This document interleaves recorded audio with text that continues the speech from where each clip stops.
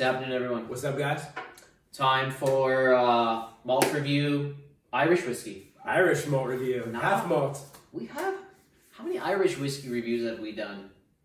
Any? Redbreast 12 cask strength for sure. 12 cask strength. Did we do any of the green spot? I don't think so. Or any other spots? That's all I can think of. We haven't done Redbreast 21 or anything like that? No. Any Teelings? Nothing? Second one. Wow. Pretty sure. Wow. We'll do more. Yeah. Let us know if you want us to do more. Been neglecting the Irish.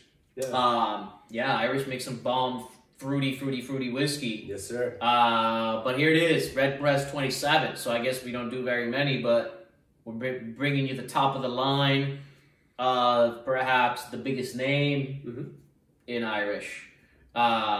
This is comes in a gorgeous box.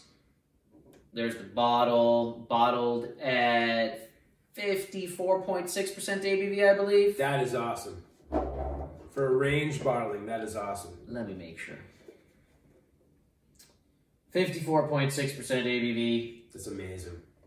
Very, very good stuff. Core range. Just added the core range. Got some tasting notes back here since I already saw them. What does it say? It says a succulent melody of ripe, dark fruits, blood orange, and walnuts with summer berries, soft vanilla, and smoldering oak. All right. There we go. Sounds good to me. Yes, sir. It's got this nice, beautiful, And this is color. Is it all ruby port cask finished, or I forget? It's a great question. Should have done the research. Put me on the spot. What does it say? I think it just says ruby port cask. It just says ruby port cask, but you could probably read into it. I don't know. Sometimes, because I know there's other ones that like did a little bit of maturation in bourbon oak and then finished it in ruby. That's probably where it is. So it might be that. So it's not too overpowering with the port. Right. Yeah. It's probably where it is, something like that. Here we go, on the nose. On the nose. Massive fruit party, dude. Oh my God. It's exactly what you expect from a very good Irish whiskey. You're expecting tons of fruits, and that's what it is. It's like juicy. It's like you open a fresh pack of juicy fruit gum, and you're just getting all those berry fruits, citrus fruits, tropical fruits, apples and red berries and pineapples and mangoes and peaches and papaya, all that stuff. Yeah, I get Irish whiskey. I'm not sure about this one, but usually they're about half malted barley, about half unmalted barley. And I always get those like beautiful fresh cereal grains from the unmalted barley. And I get that here.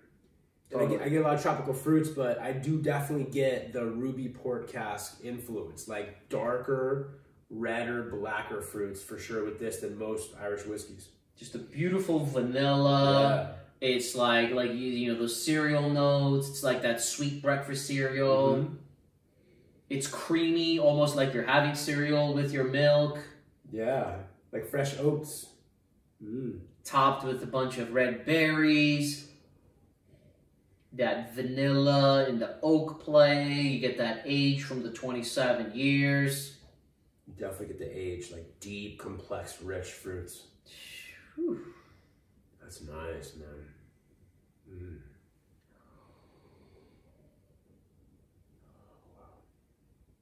It's really nice. It's really nice. It's mainly on that fruit and vanilla and just beautiful light oak play and the cereally grainy notes.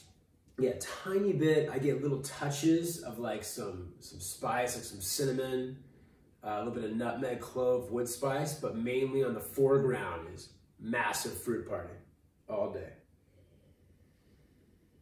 Really nice. Really nice. Palate? Palate, let's do it.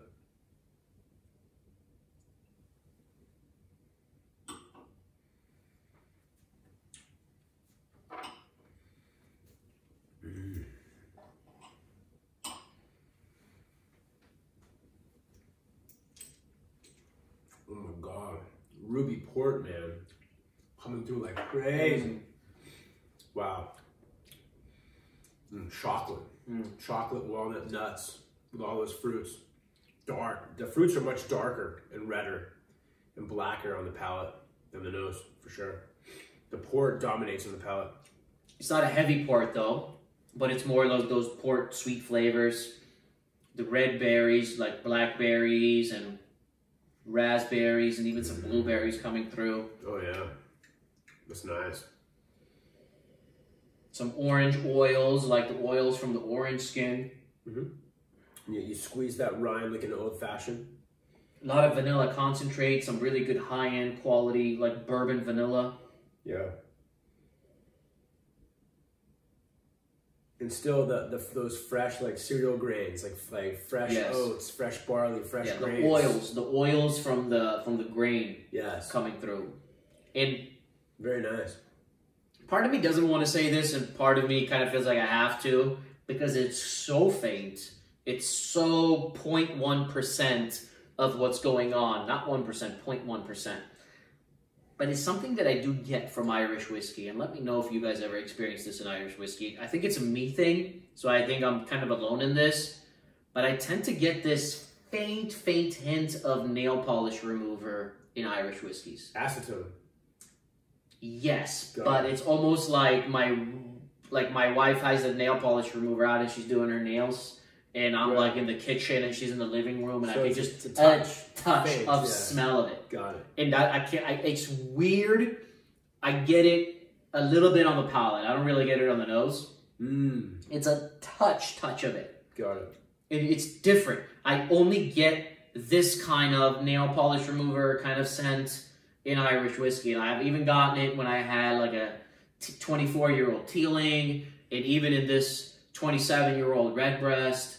It's just a touch of it. I'm very curious to see if I'm alone in this or not. I think I'm alone in this, but... Wait, on the palate? So you've tried nail polish remover before? No, nail polish. the scent of it, I feel it on my palate. Well, no, it's like alcoholic. It's powerful. Ever so slightly in the background. Right, it flows through. No, I know. Yeah, with water.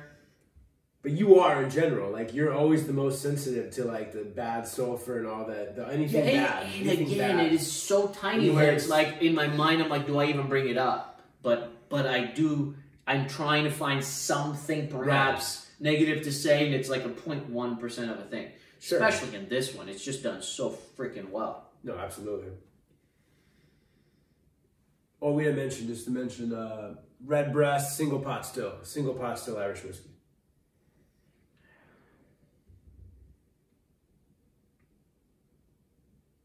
I don't know if I put enough, but I'm getting a little bit. It says blood orange, so I'm going to go with what they said. I was going to say more orange. Sure. But it got sweeter. So seeing the blood orange there, I'm going to steal their tasting note. Exactly. Yeah, I don't know if it's the acetone or nail polish remover, but I get like if I'm like looking for something bad, I get kind of maybe like a bitter like barley or cereal grain. That's all I can think of that might match like a nail polish remover thing. And almost like when you said bitter, I'm thinking maybe more like a bitter, like almond or like walnut liqueur kind of a thing. Sure. But these are all on the sides in the background of the massive fruit party happening. 95% of the forefront is just how damn fruity it is. Yes, very, very fruity. One more sip with a little water. Yeah, the fruits come out a little more with the water, but still, even in the beginning without water, it's a fruit party on crack.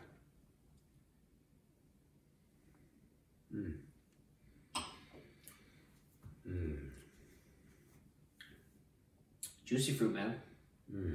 Juicy fruit gum with that 0.1% nail polish remover, with the vanilla, with the walnut liqueur. Yeah.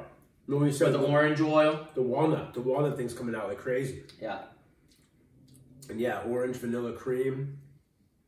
But what I love is those dark, red, black, ruby port cask fruits, fresh fruits.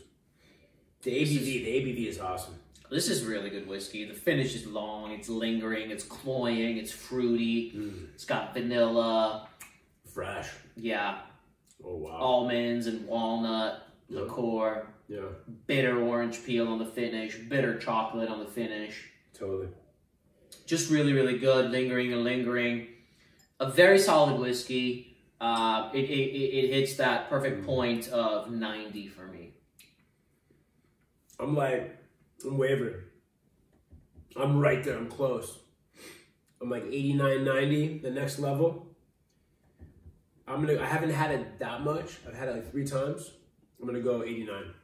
Yeah, amazing whiskey. Amazing though. It's solid. It's solid. For me, this is $500 retail. And this is the first batch. It's gonna be a regular release in the lineup. Yes, sir. It's weird. It's like at 300, I want to buy 2 of them. But at 500, I feel like I can pass on it. Not weird? Yeah. That's how it works. Yeah. Psychology. It's how it works. So this was $500. We're not disappointed we got it, but I'm not rushing out to pay 500 more bucks for it, right? Sure.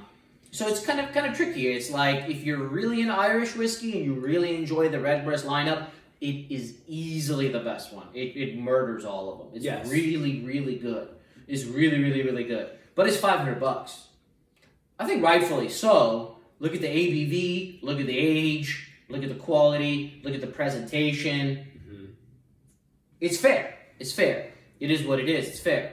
But for my personal taste, I could put that 500 towards maybe a Scotch that I'm really into and contribute towards something that I might think more of. Right. So I'm kind of in that scenario with it. Fair price, but for me, taste-wise, I want it to be around 300 to 350 for me to be like, okay, definitely go buy one. Absolutely. If that makes any sense. Yeah, absolutely. Yeah, that's where I'm at with it. So we'll do more Irish. We don't have a huge Irish collection, but we got some Irish, and we'll do more. And we'll see you guys soon for many more reviews. Cheers. Cheers.